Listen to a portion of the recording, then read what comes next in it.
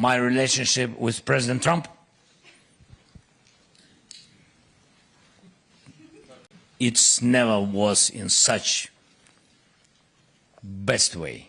Ukraine is contending with the new administration's shifting of the U.S.'s position on the Russian invasion into Ukraine.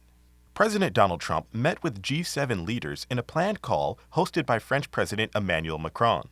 Trump's push to end the conflict in Ukraine clashed with G7 leaders on how to go about doing so.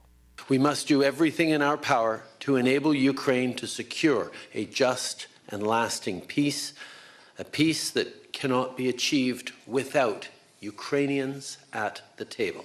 We need to provide the simplest and most cost-effective security guarantees.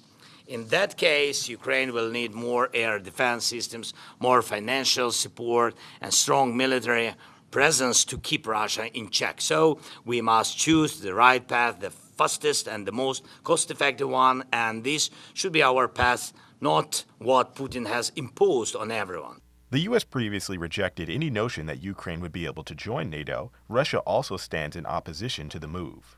Where the Biden administration routinely reinforced its support for Ukraine, approving billions of dollars in military aid, the Trump administration is looking to end the war in Ukraine and claw back U.S. dollars. We're spending hundreds of billions of dollars, and, they may make a deal, they may not make a deal, they may be Russian someday, or they may not be Russian someday, but we're going to have all this money in there, and I say I want it back. Ukrainian President Volodymyr Zelensky shot down a $500 billion deal that would give the U.S. 50% of Ukraine's oil, gas, and rare earth minerals and pay back $100 billion in military aid.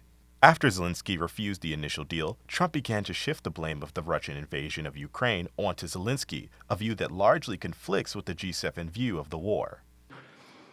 A dictator without elections. Zelensky better move fast, or he's not going to have a country left. Got to move fast, because that war is going in the wrong direction. In the meantime, we're successfully negotiating an end to the war with Russia. Negotiations on a new deal to end the war have begun, but the details are currently unknown. Trump's Middle East envoy, Steve Witkoff, believes an agreement with Ukraine regarding its rare earth minerals will be signed this week. I expect to see a deal signed this week. You saw President Zelensky waver in his commitment towards that a week ago. The president sent a message to him. He's not wavering anymore. I think there's a reason he's not wavering. It's because he realizes that we have done so much and that agreement belongs being signed.